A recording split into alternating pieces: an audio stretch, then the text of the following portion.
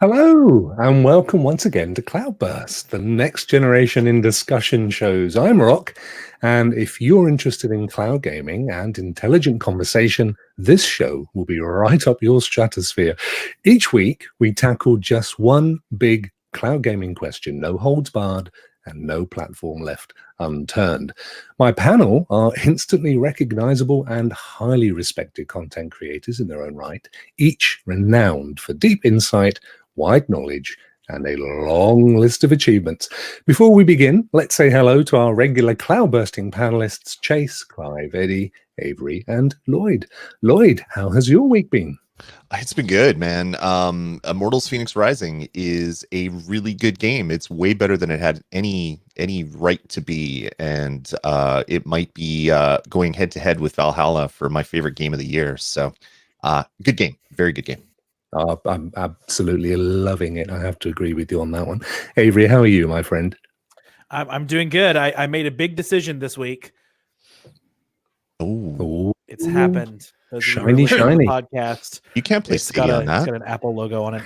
But soon, with a progressive web app, supposedly, I'll be able to.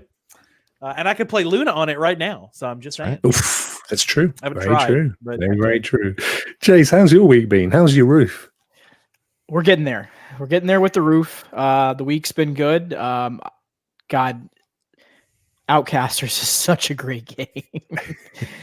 Home run by splash damage. I think that's a good way to put it. Yeah, it's been an absolutely massive success, hasn't it, Eddie? I know you've been glued to Outcasters for weeks before it was ever released. Yes, but once you got a hand on it, it's like a drug, basically, because you finish and say, "Oh, I gotta play just one more round," and then y'all got any more of that Outcasters? And then you a little more Outcasters. Yeah, sensing intervention. I just want to. Eddie, that's why we're here today. We actually we love you, and we need to talk group to you. therapy. Group therapy. Support You're group. amongst friends. Hi, my name is Eddie. Hello, Eddie. I'm a Capricorn. Clive, how's your week been? Yeah, it's been an exciting week. We had a nice sort of Stadia hangout, which is I thought was really good and exciting. Another couple of games thrown in there for us pro subscribers.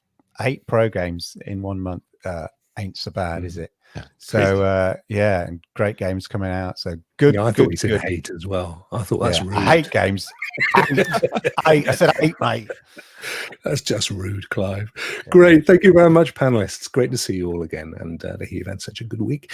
So let's quickly find out what our question is today. So we've got a great question posed by Chase, and it is this. In a week where Google Stadia revealed its probably most ambitious campaign to date, what does the panel feel cloud gaming needs to do to attract traditional gamers? And as it's your question, Chase, we're going to start with you. Oh, okay. I think this one is one that we've talked about. I think all of us on this panel talked about it over the course of a year of Stadia's focus, and a lot of these cloud gaming competitors, they've looked more towards the casual market because, again, there's a broader market and emerging markets in particular. But I think it's important that companies do a little bit of both. And I do think with traditional gamers, it comes down to some very specific things. It comes down to delivering on, in some instances, and I know that this is going to be dependent upon the developer and publisher, but graphics come into play, fidelity, right? Frames come into play, delivering on that promise. But I think the big one is always going to come back to content. Content is king. And shout out to, Duncan has said this many times, and I agree with it. It comes down to some of the games. And I've always been of the belief that Stadia and a lot of these competitors that you see in particular, it's not an issue of will the games come to the platform. It's a matter of time. That's always been the case. So when you start to see more of these larger titles make their way to the platform, I think that's going to be the big thing that some of these, again, what I would call the traditional gamers are looking for. They're looking for some of those rich and robust experiences that they see on other platforms. And I think the one big one, we kind of touched on this last week, is delivering on a game that can't be done anywhere else. It just can't be. It's a game that is unique in its scope. It's unique in its approach. It's unique in what it delivers to that specific purchasing demo, which again is that traditional, mid-core and hardcore gaming demographic. A game that speaks to that, and I think again as we go forward, it's going to come down to content. It's not just going to alone be the convenience. Convenience is great, and I think that's one of the major selling points of some of these platforms. But I think it's going to come back to content. It really is going to be the mission of all of these companies and these corporations in particular, to start showing people these are the games we're bringing. This is why you should choose us. This is why we are different than the competition. And the companies that successfully do that are the companies that are going to be ahead of the curve. They're going to be the ones that jump out ahead, that are able to show we have this experience, we have this content. This is what separates us from the rest of the competition. Brilliant. Thank you. Avery, what does cloud gaming need to do to attract traditional gamers? So I will agree in principle with Chase, because I think it's a multi-part component, but I'm going to disagree to my specific answer.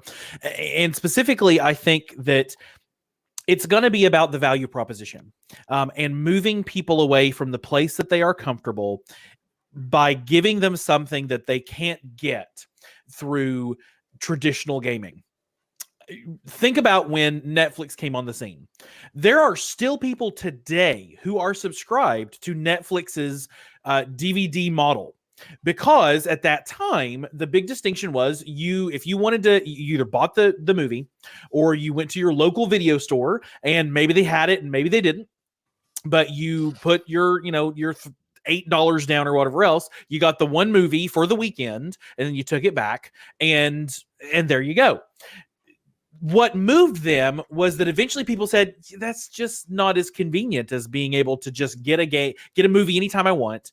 And I could just place an order online and then it just shows up in my mailbox. Then when I'm done with it, I just stick it back in my mailbox and it's gone. That's so much more convenient. And then fast forward, 4 years, 5 years, 6 years, suddenly they're like, well, you don't even have to do the mail thing anymore. Just pick the movie you want on your TV or your computer or whatever else. And boom. There you go. Now you have that game.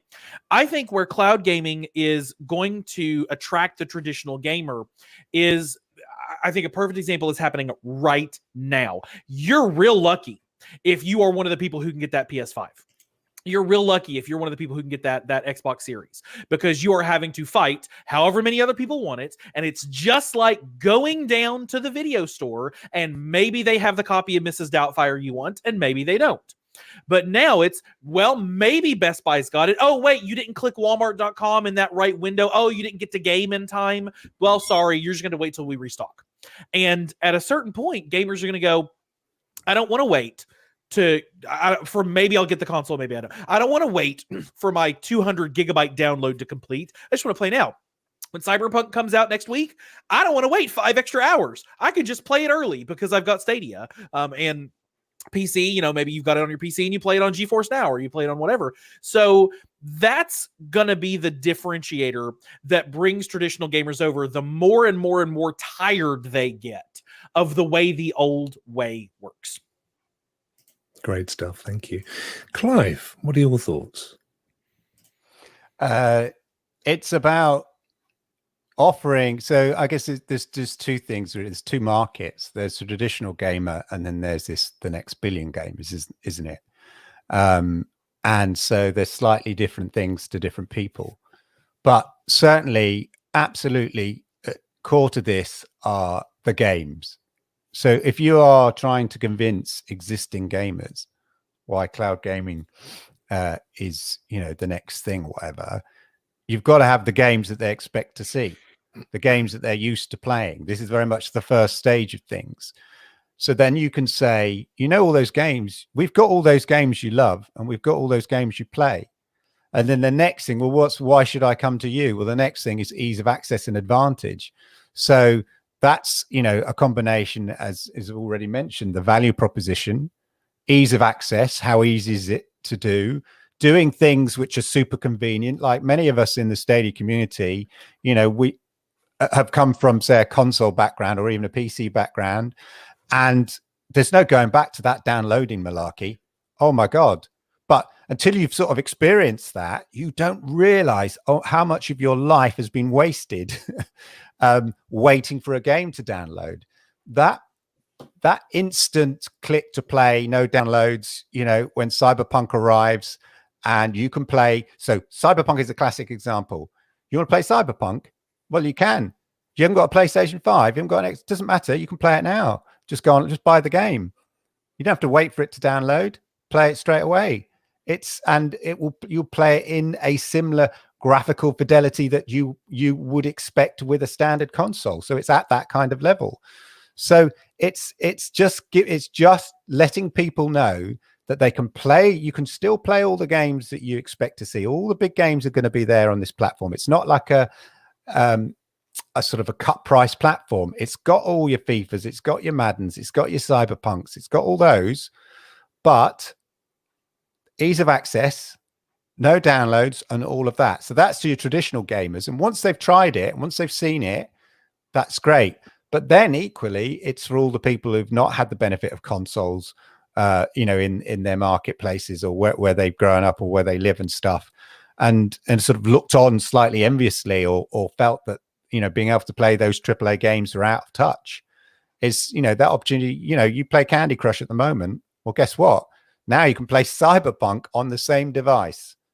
And it's suddenly that realization, like I've said before, where there becomes a lack of distinction between what is considered a mobile game and what is just a game that you can access on the platform you already have, which is this, this classic. We always constantly see it in Twitter and on different, I'm thinking of getting a Stadia. I'm thinking of getting the Stadia. What guys, do you guys think it's any good? And it's just like, why are you asking? Just find out, just try it. Just write in stadia.com in the browser and off you go. And it's that kind of, if people start seeing, when that becomes sort of second knowledge or complete, just as going to YouTube, if you want to watch a video on something, you go to YouTube or whatever, that kind of convenience, when people cotton onto that, and then they can play these amazing games, which all the other gamers are playing, and it's cross-play. That's the other thing as well, I think, so you can play with your mates. That's a big key thing as well. I think it all becomes down to having access to the content at in an easy, barrier-free way, and the same content that your mates have got on their platforms of choice, and the ability to play with your mates on those platforms of choice as well. I think that's the initial key thing for me. Great stuff, thank you. And Eddie, what are your thoughts? I mean, we know as gamers, Cloud Gamer, if we're into it, we know exactly what makes it work for us. But how do we get to the traditional gamer that kind of heard everything we've said, but they're still not buying? What are the tricks? What do we need to be doing here? It's a little bit hard to define a traditional gamer, or to evangelize a traditional gamer to come here. I was a traditional console gamer, but my console, before the advance of cloud gaming, it was just hanging around for about weeks and weeks and weeks. I would just turn on the PlayStation 4, play one game, and forget about it again. So if we're thinking about those people who have been gamers before and now are not that much passionate about gaming, I feel like cloud gaming could be a good door for them. But to have those companies who provide cloud gaming, as Chase said, when Avery said, content is the king. If you want to bring the guys who are religious fans of a platform, because those exist, the Xbox fans and the PlayStation fans going toe-to-toe forever right now, to bring those guys to experience cloud gaming, you need to have the content. We know the exclusives matter for their platforms, but if, let's say, one of the biggest sold games of the year at the moment, it's Call of Duty, and we don't have Call of Duty in any cloud gaming platform. So the cloud gamers want to play Call of Duty to take advantage of not downloading almost 200 gigs, and they can't. Once we have this kind of problem fixed, which is bringing all of the games that major games want, Cloud gaming will have a chance to be considered mainstream because the titles will be there. But without the titles, cloud gaming will be a secondary or tertiary option for the hardcore gamer. Great stuff. Thank you. And Lloyd, what are your thoughts? How do we get traditional gamers on board? Muted again. I think what Stadia is doing right now is really smart. There was some people complaining it's like, oh, they're just going to big streamers, they're not going to the Stadia fans. And I think that's exactly what Google needs to do. They need to have Stadia games being played by people that usually have a few thousand people, 10,000 people watching their streams. It's the same reason why games like Among Us and Fall Guys all of a sudden were #1 on Twitch. It wasn't because the games did anything super special. I mean, they're special games, but it wasn't the games themselves that did something super special. It was a bunch of streamers with maybe a younger audience for games like this, where it's like, yep, you can play Among Us, you can play it on your phone, you can pick up Among Us on Steam, it's super easy. And next thing you know, there's like hundreds of thousands of people that are playing this game that they maybe didn't know about before. Cloud gaming, using Stadia for example, has something that no other platform has. The fact that there's no downloads. So the next big game comes out, someone's out there with 20k people on Twitch watching them play Outcasters, and all they have to say is yeah, go to stadia.google.com, click sign up. You get a free month of Pro, and you can play Outcasters with me in 45 seconds. That's how quick it is to get a new account, claim the game, and start playing with me with this nice little widget that I have below. Showing the speed of acquisition to enjoyment is kind of the key for cloud gaming, because you don't have to go to the store, pick up a disc. I can remember fondly early on in my life, saving up my allowance, mowing lawns, raking leaves, shoveling sidewalks, all that stuff to save up money, and then getting a ride to the store to buy a game. And I'd get a couple of them a year, and the whole ride home in the car, I'd be going through the instruction manual and looking at it. But there are no downloads back in the day. Now there's no manuals, but there are downloads. So we had something better back then, and now we have something better now. But showing off the speed of acquisition to playing, I think is the key, and getting people that already have a large loyal audience is important. Like if I'm playing a new Nintendo Switch game and I'm doing it on stream and I have a couple hundred people watching me, that's a couple sales probably of that game if people like it. But if you have a big streamer that has 25,000 people watching and they say, yeah, you can get Outcasters for free, there's like so little friction that is really the way that you get the audience going.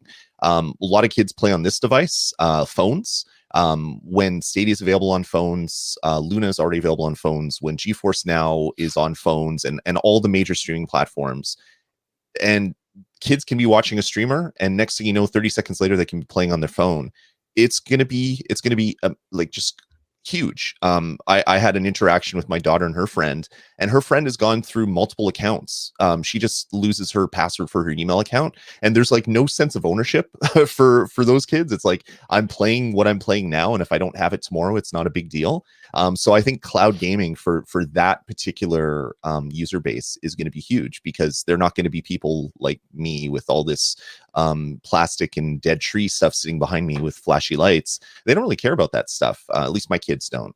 They just want to play the game when they want to play it. There's no better version of that than cloud gaming, where you could click buy or claim and you're playing in 30 seconds. So I think what Google's doing now, getting cloud in front of hundreds of thousands of people over the next couple weeks, is going to be huge. And I hope that we see an influx of new cloud gaming people. Excellent stuff. Thank you. Okay, panel, where would you like to take it next? Well, just say anecdotally, just on that, the Among Us example, it's interesting because my daughter she plays Minecraft and stuff, but she doesn't play. She's not that interested in gaming now, because obviously her dad is, and as a child, as a teenager, you're into completely opposite of whatever your dad is. So unfortunately for my daughter, she's gone off gaming because dad's into it, so it's not cool anymore. But she did come down. She did come downstairs a few weeks ago, and she said, "Oh, Dad, have you got Among Us or something?"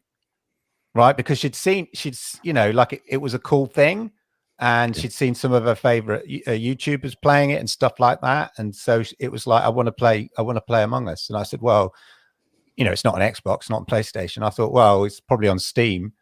I've got that, so but it doesn't matter. Like, the platform becomes irrelevant if the game is popular and people want to play it. And as Lloyd said, the kids just want to say, I want to play that game. And my son was the same. He, there's a game he wanted to play, and it's not on Xbox or anything. And I sort of, I think it's on Steam. And I'm loath to download big games onto my gaming computer because that's not what it's for. But my son it's like our roles are reversed. I'm all about the cloud and the future, and he's like, oh no, I want to download games onto the PC. But the point is if the game is popular and the game is big, people just want to play it. And so whoever can offer you the easiest access to that game potentially has an advantage over other platforms. Easiest, quickest. Yeah. And when you just, all right, I'm just because they want to play now. Let's They go don't play wait half an hour. Yep. Yeah, you know what kids are like. If I said, yeah, no, I'm running now, Dad. Yeah, like my mate's on. My son's online with his mates, and they're going, "Have you got Call of Duty?" And he goes, "No." Oh yeah, do you want to play Call of? Yeah, sure, I'll play Call of Duty. And then he downloads it on the Xbox. So that means he's going to play it 2 hours later.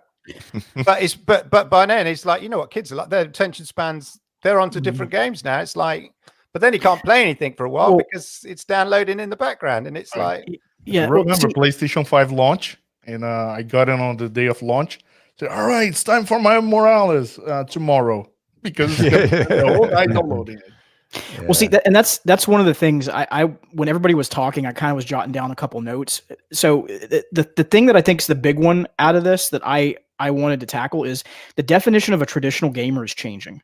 Yeah. And I wanted to kind of let this evolve naturally, because I think we've all kind of made it go in that direction versus just leading with that, because it's the generation coming up that's going to change everything. It's not us. We look at gaming in a very linear lens. It's either a box or it's a PC, right? That's it. That's how we view it. And how do we get the game onto one of those devices? As everyone has said on this panel, the generation coming up doesn't care where the game's at. They just want to play the game. It's about where can I get the content. I just lied. It's if the game is there, I want to play it, period. It doesn't matter the actual place the game is existing. I think one other thing that's important, and I want to just throw this in, is I think one thing. So first of all, Avery, you're spot on about the value proposition piece, and I meant to add that to my element, because you're 100% on it as far as that, because it is going to come down to price, and is it equal to or better than the competition? That's what people always look at. They vote with their wallets. That's a common consumer trend. But I think there's something else too, and I think this is something to add here that's really important to this conversation. All of these companies need to be successful. And what I mean by that is we all may love one of these companies more than another just because we believe it has a better feature than the other. But if let me just use xCloud as an example. When they start moving into these emerging markets like we've talked about before, and they start exposing people to the advent of the cloud, that is now general consumers that now go, this is an option for me. And what they're going to do is, in the next iteration, to the point of what everybody said here, is, hey, you know what? That cool game I just saw, let's say Courage or Dr. Disrespect was playing, that's on there. I'm going to go play it over there. And I know that it works because it's in the cloud, and the cloud works because I've seen the cloud work because I played it over on xCloud. You don't have these physical limitations anymore to boxes. You can just move service to service like Hulu and Avery, to your point, Hulu and Netflix and everything. So this is going to change. And I think the one thing, again, the big thing is you want these companies to succeed. You should be rooting for Microsoft. You should be rooting for Amazon. You should be rooting for Shadow. You should be rooting for Stadia, because if all of them are doing well, Avery, I hate to say this, but all boats lift with the rising tide, right? You have coined that phrase, and you deserve to get the credit for it. It does. It lifts everybody up. Everyone wins in that scenario. So I wanted to add that in here about the company's piece. Well, I Yeah. mean, you look at like you actually kind of almost said it without saying it. I've got robots all over my house. My wife hates the robots that I've invaded our house with, but I have little pucks and I have little air fresheners and I have all the little screens everywhere. And when I want to watch something on TV, I say, "Okay, gadget, play Sabrina the Teenage Witch or play, Riverdale or play whatever." And it just happens. I tell it the thing I want, and then I get that thing. That is where the consumer choice and I'm going to say this with the most of my heart because I'm this person. That's where the laziness kicks in, because at a certain point, people don't want to have to say, okay, well, I want to play that game, but that means I have to have this computer. But if I don't have that one, then I'm going to have that one. Oh, but no, I can't play that because I don't have that graphic card. They just want to say, hey, Alexander, play Call of Duty. And then suddenly their TV lights up and they pick whichever controller is near them and it starts playing that game. And that's where people want to go with this. And traditional consoles don't have that. Traditional gaming can't offer that right now. At some point, whereas xCloud is moving that direction, Sony, the PlayStation Now, but they really don't have that as an option. Nintendo certainly does not have that as an option. And PC gaming, yeah, if you make things happen with Steam Link or whatever. But for the most part, right now we can do that with music. If you have your favorite music, whatever, you can tell the robot in your house that you just want to listen to Taylor Swift, and Taylor Swift will start magically playing around you. And that you want to watch the Golden Girls, and the Golden Girls will start magically playing around you. And that you want to play Outcasters, and then Outcasters starts magically playing on your TV, provided there isn't a matching band that has the same name, and then the robots screw up because they do that. So that to me is what's going to convert people, is when the technology meets the laziness standard and we get closer to the floaty chairs. Connectivity is what you're saying. The other thing is none of us work in the sort of, the apex of the gaming industry right this minute. But if we look at what they're saying, right now gaming has never been more social. It's never been a more social activity. And both Ubisoft, by their actions with Ubisoft Connect, which is, offering their games on a multi-platforms.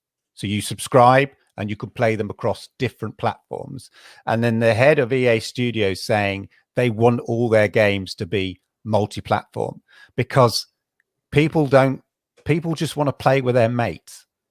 Irrelevant what console they're on. And that old conversation of, oh no, I'm on the Xbox. Oh, I've got to play. You're not on PlayStation. I'm on PlayStation. Oh, and you start going through. I hear it. My son again.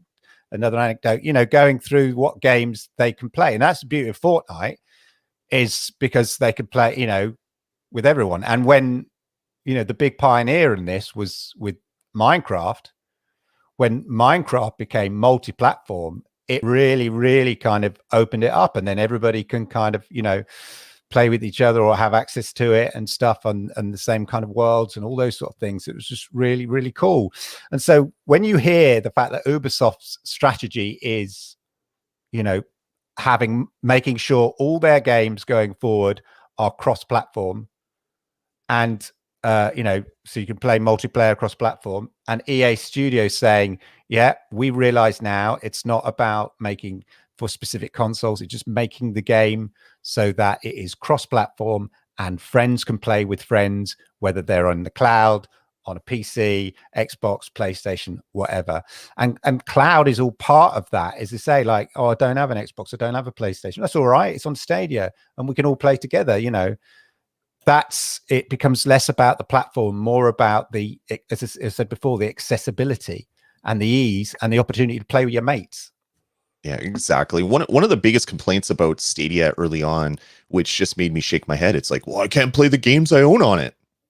Yep, you can't. Just like if you buy an Xbox and you had a PlayStation your whole life, you're not going to put your Xbox game into your PlayStation. Yeah. And just to go off of what Chase was saying, the reality is console platform, service doesn't matter anymore. It's all about the content. So kids growing up, my son is 14, my daughter's 13, so they're a little bit older than some of the younger ones that are playing like the Minecraft and the Among Us and all that stuff with their friends on Discord, which just blows my mind that there's so many kids on Discord having these conversations and playing games. They don't care where the video game is. They just want to play the next big game. And getting in front of those people is key. So what Stadia is doing now, getting all of the big non-Stadia broadcasters and content creators playing the games, is the biggest thing that Stadia has to do to grow their audience. I know GeForce Now is doing a push right now. I know Xbox has been doing a push for a while by buying every other company that makes video games. That's their big push. But what we really need to do is get people that have never seen a Stadia. What's a Stadia? People that have never seen an xCloud. I don't have an xCloud. What's an xCloud? We need to get those people in front of their favorite streamer that is playing whatever, and they need to say, yeah, you can play this with 3 clicks of your mouse, and you can be playing it on your phone or your computer. And that is what's going to grow this industry. That's what's going to grow cloud gaming as a whole. Because if you don't have to buy a box, then there's no permission to ask mom and dad, can you add this to my Christmas list? So do you think that Microsoft is, there are clearly two philosophies then on this. If you're looking at let the person play any game they want, if that's the core conceit, then there is the Stadia GeForce Now, there's the cloud gamer mode of that, which says, okay, you bring your and you can play it anywhere you want. Whereas, and then there's the cross-platform, cross-play, cross-progression, that movement. Then you go with the Microsoft model of, okay, we want you to play just about any game on our box, so we're gonna buy them all. And now are they, though? You've got this whole library. Because they bought Mojang, and they left Minecraft on every other platform, and they continue to add it to new platforms. So I think Microsoft wants to have. They want to be the Netflix. They want to say, we have all this content, but I don't think they're being stingy about it either. Like I would be, everyone's worried that the next Elder Scrolls is only going to be on Xbox. I would be so very surprised if that happens. I think it's a mix, isn't it? So it's that like you that Netflix model and the Amazon model. It's like, yeah, we've got all the stuff, but we want you to spend more of your time with us. We'll give you all the stuff, so you can do all those things we said. But we've got some exclusives which encourage you to spend your time in our ecosystem. So that's what the exclusives are. It's not, but we won't let you out, and it's a walled garden. It's like you can still go and play with your mates on all these other games that everyone else has got, but we've got some special games on our platform to keep you in our ecosystem. Plus they can get some of that big billion-dollar money hat that they threw at all these companies back by allowing other companies to have that product on their service. So they're owning it, but they're also controlling it in a smart way. See, here's the thing, and I want to, because I think these are all great points, but I wanted to add to this. This is where this comes back to. There is massive differences in these marketplaces. What's going on in the US and Europe, and how this is going to be viewed, which is what we're actually talking kind of about that in this lens about the younger generation coming up. But you got to think about this, to play anywhere, play on any device kind of thing. That's going to be where Stadia is thinking, and I'm using them as an example, and let's use Luna, and we can also talk about GeForce Now. They're looking at this because they know in those emerging markets that there isn't a PC. So it will come down to this. Yep. It will come down to switching devices in some sense, because you're going to have markets that are more hybrid.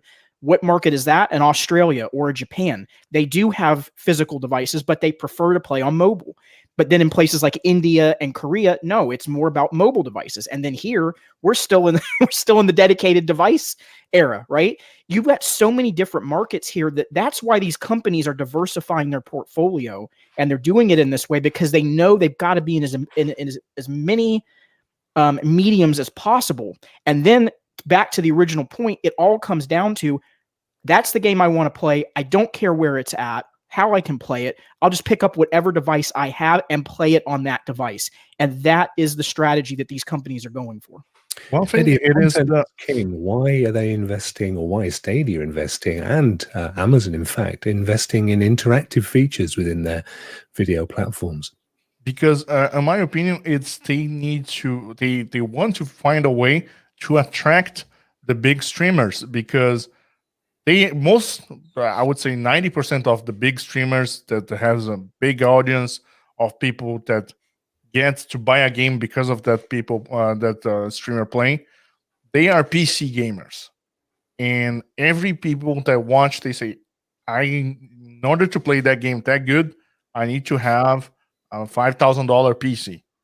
And it's not gonna happen that these big streamers will start to play on a cloud gaming platform just because of the ease of the cloud gaming platform, because they are already used to play on PC, and they will never change that if they are not being paid to do so, or if there's a change and revolution on the way how to play those games. So using Stadia as an example, only because of the Stadia features that is available on the Stadia games, maybe those streamers, let's say if Call of Duty is available on Stadia and you have those Stadia features available on YouTube, Stream Dr. Connect. Disrespect Yeah. maybe will play Call of Duty on Stadia because of those streaming features. Otherwise, he will continue playing on his $20,000 PC.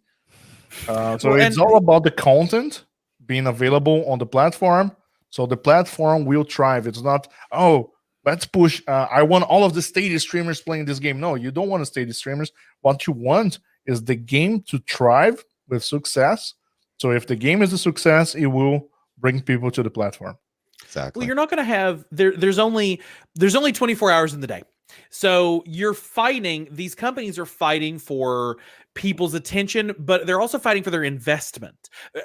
A $500 gaming console is an investment. There might be people for whom that's your one major purchase of the year, because that's the extra cash you have available for something big. And then you're in the Lloyd boat of you're going to get maybe one or two games. You're waiting for that sale. There's absolutely no way you're buying a game if it's not on sale, because that's just, you can't justify that cost. I've been in that boat myself, poor kid syndrome, 100%.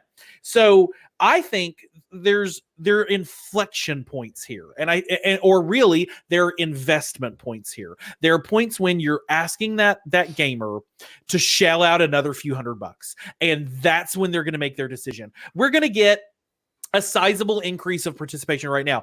There is no doubt in my mind that Stadia, I'll say GeForce Now is also making a very big community push to try to get more streamers on board right now.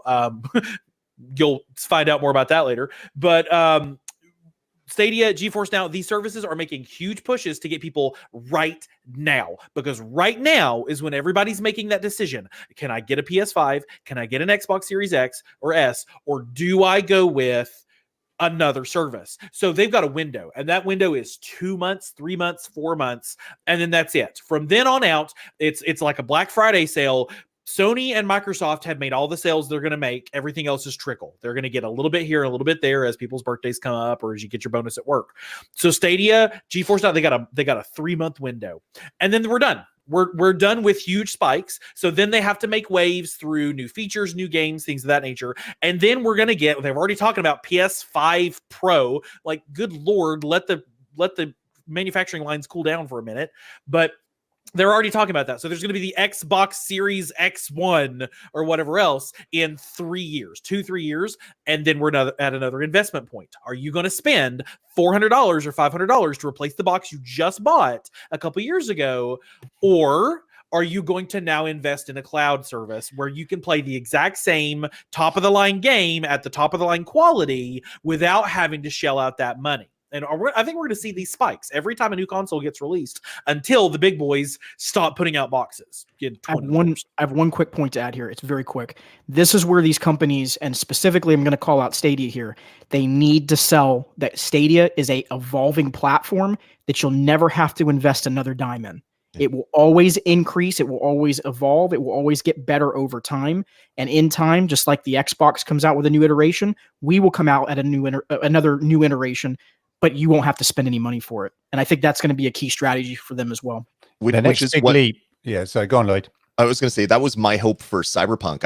I hoped that Cyberpunk would be shipping to run on Gen 2 blades. It would look just as good as if you're running it on a PC with a 3080. Doesn't appear that that's going to happen. Time will tell. We have a few days before that game comes out. But if they could have the marketing saying, you don't have to buy a $2,000 video card. In fact, you don't have to buy the console. We're going to give it to you if you buy the game on our service. Come check out Cyberpunk on Stadia. That would be the best marketing that they could have done for this kickoff of a new console generation. So we'll see what happens when Cyberpunk comes out. But giving away the console, which isn't a console, but they're giving away the console, is a pretty big thing, because it's usually the opposite. You buy a console for $500 and you get a $50 video game for free. But now you're buying a $50 video game or $60 video game and you're getting a console for free. That would have been a great marketing point if Cyberpunk looked just as good on Stadia as it would on a $5,000 streaming PC with all the bells and whistles. Clive? It has to be a no-brainer. There's a comment in the chat from Mark. We'll surface that real quick. If Stadia is as good as PS5, it's a no-brainer for me, but the games are running better on console. So that has to be it has to be an obvious choice. Right now, it's, oh yeah, I kind of wanted to watch the new season of whatever TV show. Oh yeah, it's just on Hulu. Great. Yeah, I'll just get it there. Fine. Nobody's like, I got to go down to the store and see if they've released the box set yet. Like, that's just not a thing anymore. So it has to be a no-brainer that, oh yeah, we're just going to go play. Cyberpunk 2078 is coming out. Great. I'm just going to play it on cloud because I just can, because my computer's not going to be good enough to run it. I didn't bat an eye when I made the choice to invest in Stadia as opposed to investing in high-powered PC or high-powered gaming console or whatever else, because it was like, okay, so I just don't have to buy any of that stuff. $130 and I'm done. Great. Happy me. And it has to be that way for all of the people who are right now. There's a fear that's present in moving off of where you are comfortable. I deal with this in my daily life as a software engineer or as a software salesperson, that I'm trying to get people to move to my software products from a software product they've been using for 15 years. Every person that has ever worked there has used this software. They know it. They feel it. They might not like everything about it. We've definitely got better things to offer them. I know we do, because I've used that and I've used this. But just because I've got a shinier, better, happier thing does not mean people are going to want to leave the comfort of where they are. They had the Xbox, they had the Xbox 360, they had the Xbox One, they had the Xbox One X, and now they're going to have the Xbox Series, because their mama and their grandmama and their grandmama's mama have all used Xbox, and they're not going to move. And that's the thing that has to be overcome.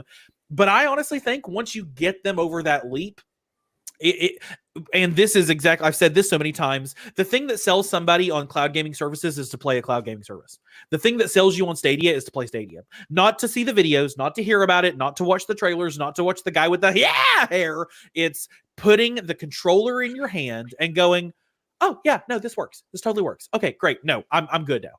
That's what has to happen. And that's where the streamers with 130,000 people watching going, yeah, see that button right there? Click it and you can play with me.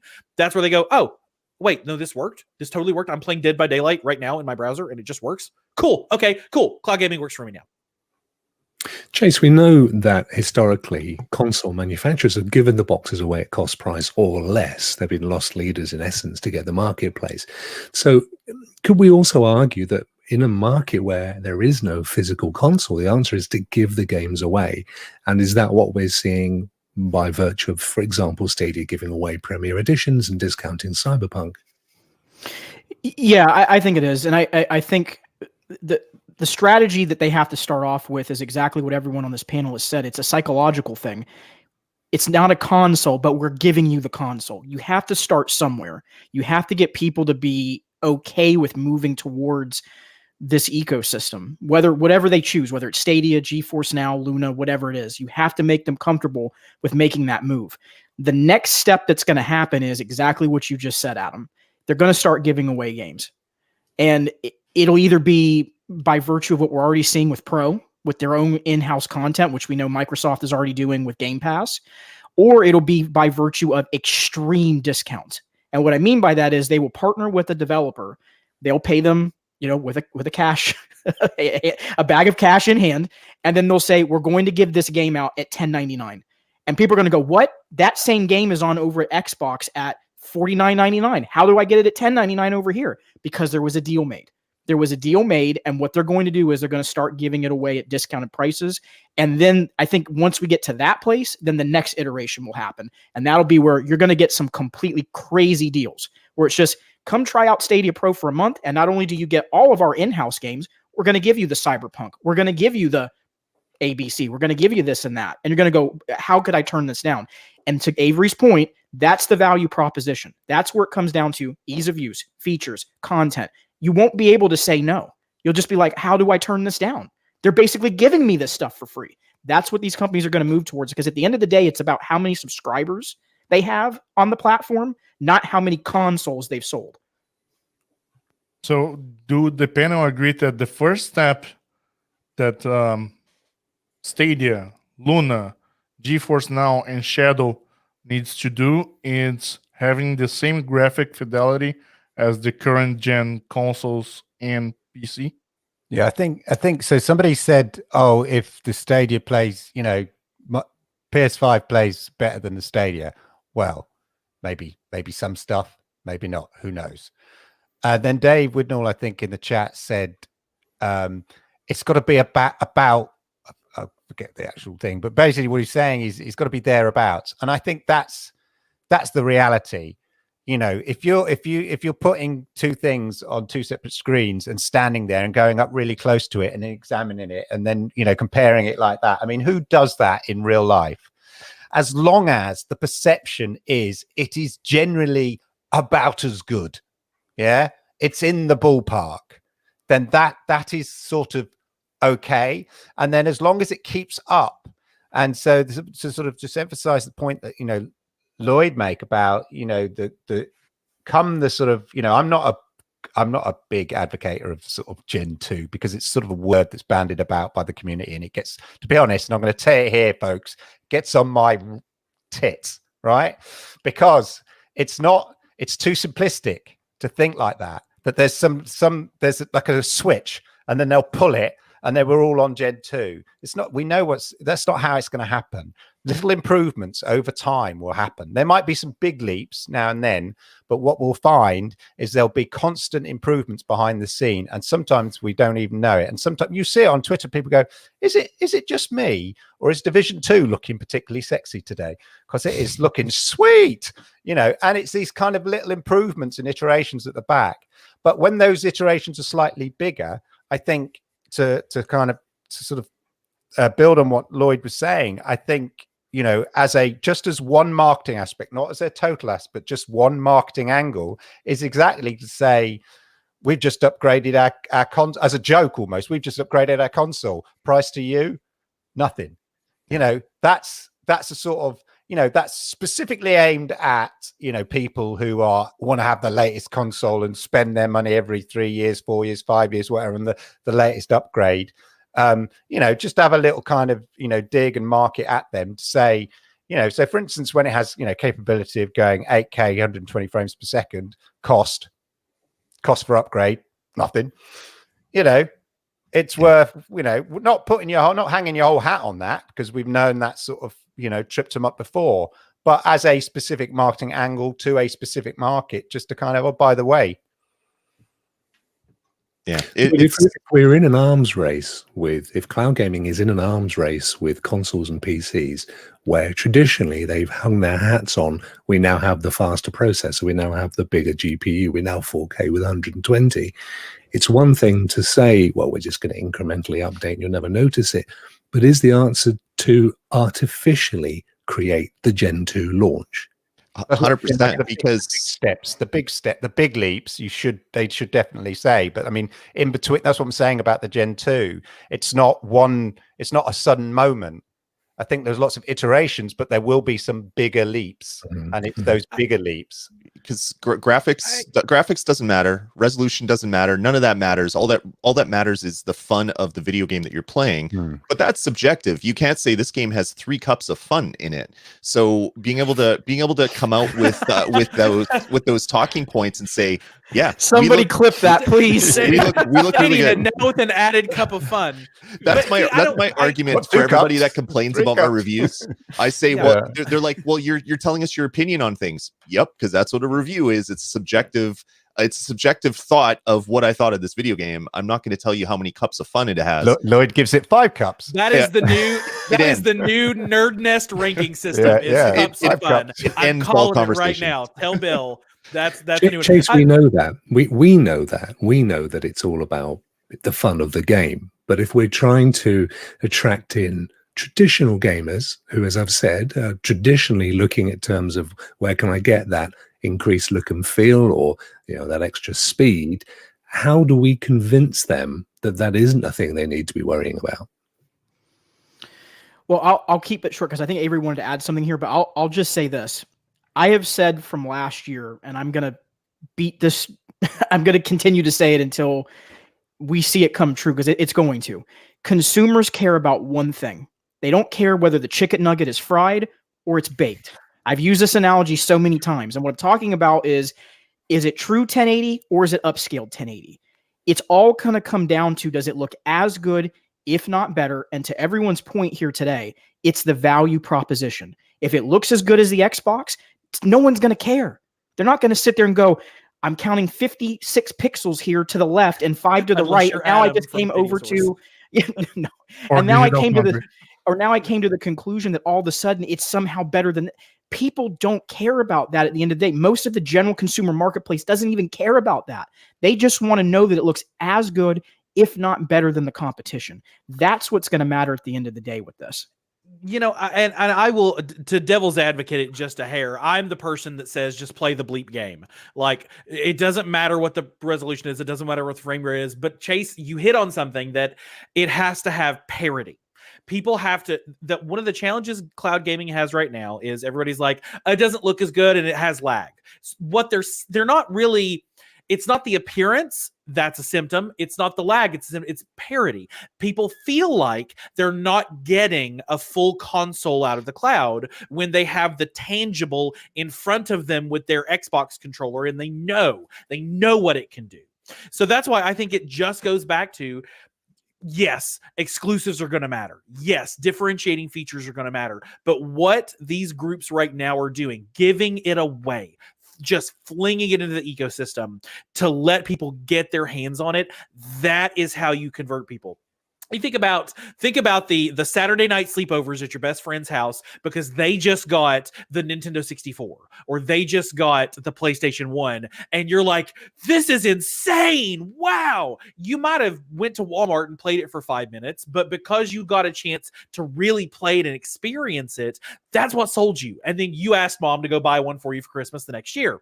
That's what cloud gaming has to have. Cloud gaming has to have the buddy, which in this case might be that streamer that's got 16 million subscribers saying, you got to come over to my place and see this. It's really cool and it's really fun and it really works. And then they hand them the controller in the form of a crowd play button or in the form of a Twitch extension or whatever else and say, now you play with me. Sit down here next to me, grab your slice of pizza, get the Cheetos out. You're going to play with me and you're going to see how fun this is. And that's when that person gets converted. It's word of mouth, exponentially inflated. Guys, we're going to wrap up. Anybody got any fast and last minute words they want to throw in? Just to go back to the whole resolution thing, that is a very important thing to talk about for the younger folks, because I can just hear conversations with my nieces, nephews, my kids, and it's all about, oh, these graphics are better. Some of that argument goes away as people age a little bit, but it is a very important point. Just like everyone hates review scores on reviews because you should be reading the review and checking it out. 99% of people scroll to the bottom, look at that number. It sucks that that's the world we live in, but that's the world we live in.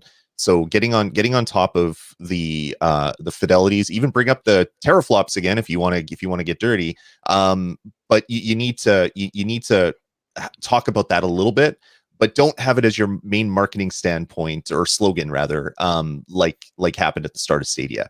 Talk about it and then leave it. And I think that's an important thing for them. Don't even make it a marketing standpoint. Just simply say, here's a picture of Cyberpunk 2077 on Stadia. Here's a picture of it running on the latest RTX card. Do you see a difference? That's as far as you need to go. Just show them it's parity. Exactly. Great, gentlemen. Thank you so much. Another fantastic discussion. This is as always every week. We could go on another hour, but life must go on. Let me just do a quick round on where people can find you. Avery, where can people find you, my friend? You can find me Saturdays 1 p.m. on CloudBurst, but you can also find me Thursdays 5 o'clock Eastern Standard Time on Stadia Source, the Roundtable Podcast. Sundays at 1 o'clock for Charm City's Community Playground, where we will, of course, be playing some Outcasters tomorrow. So come in and play with me tomorrow. And coming very, very soon, the Stadia Game Show, where you can play along with me live and even win cash prizes. $1, so Avery. Super $1, Drew. It's coming very, very soon. That's gambling rules in the UK. I'll tell you right now, there's going to be 5 cups of fun on that show. I'm there. Very good. Chase, where can we find you? Oh God, I can't wait to hear that on Nerd Nest. That's going to be great. So you can find me on Twitter at PhantomUFCFan. Just a quick rundown of the shows. On Tuesday nights, 8:30 p.m. EDT over on Eddie Player One's YouTube channel. We do the This Week on Stadia Unfiltered podcast with myself, Eddie, Kai, and Ashes. And then, God, I feel like I'm missing something. Every 2 weeks, the Stadia Initiative on my channel, we do a big roundtable podcast very similar to this. And then on Saturday mornings, I never plug this show, and it's so I'm bad at this. Is the Saturday morning Stadia Talk, which will soon be rebranding to the Saturday Morning Coffee Talk. So that's at 9 a.m. Eastern Standard Time every Saturday morning. It's a great show. I look forward to seeing you there. Chase, you have to open that with, okay, talk amongst yourselves. I'll give you a topic. Cloud gaming is neither gaming nor cloud. Discuss. We got 5 cups of fun here, boys. It's fun. Coffee. There you go. Saturday morning coffee talk. It's 5 cups of fun. There you go. Clive, how about you? Yeah, there's my Twitter there on the screen, everybody. Stadia Monday Night Chat, 10 p.m. on YouTube. Check it out. Tuesdays, 9 p.m. UTC. This is over on Twitch with the Generation X Gaming Club. And then Friday nights with Rockstars at Night with the Rokk. Not the Rokk. He's the rock and roll. Yeah. Brilliant. Eddie, how about you, my good friend? People can find me on Twitter at EddiePlayer1. Just search for that. And on my YouTube channel, EddiePlayer1 as well. I probably will be doing a lot of live streamings lately. So just be ready for Outcasters Land. And starting on Wednesday, 7 p.m. Eastern Time, I see you guys in Night City. Fantastic. Lloyd, last but no way least. Sure. You can follow me on Twitter at Dasme, DASME. And we just did a rebrand this week of our StadiaCast channel. We used to be youtube.com/StadiaCast. We are now youtube.com/NerdNest. So we're rebranding as the Nerd Nest. The reason being, Bill and I, we have content everywhere. Now we wanted to have it in one place because people asked for it. But now that we did that, people are saying, well, I just want one thing in one place and everything else. So it's confusing. But the Nerd Nest is going to be the new home for all of the content we put out there, whether it's cloud streaming, whether it's Xbox, PlayStation, various other talk shows. And you can check that all out at youtube.com/nerdnest with the 5 Cups of Fun mug coming really soon, I'm sure. And Rokk, where can people find you? Thank you, Avery. I was mid-typing that when it suddenly appeared, so it saved me doing it. Thank you. So, well, thank you, firstly, chat, for your amazing donations and, of course, for joining us, as always. We absolutely adore doing this show, and thank you, guys, for being there. So, CloudBurst flagship show on my channel every Saturday, as you know, this time. On Tuesdays, as Clive mentioned, he and I do Generation X Gaming Club, 2 slightly older fellas reminiscing about our gaming pasts and our cultural similarities. So, in fact, if you're even just interested in what it was like growing up in the 70s, come and watch us on a Tuesday on Twitch. 1870s? Wednesday night. Yeah. Sorry. Wednesday night, we've now got Stadia Rocks live. It's the Rokk and Ray show. And that is, I'm absolutely adoring that show as well. That's great. So come and watch Rokk and Ray on Wednesday nights on this channel.